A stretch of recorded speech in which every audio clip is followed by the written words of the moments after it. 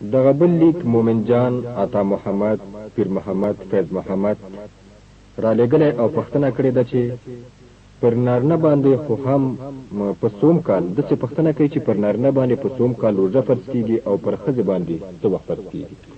حضراتو اصلا دا په بلوغ اړه لري.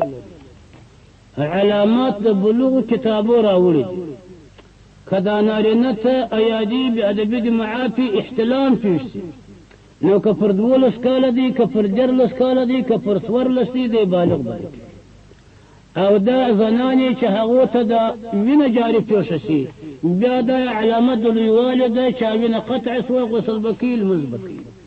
او حمل د زنانې په شان کې علامه د بلوغ ده.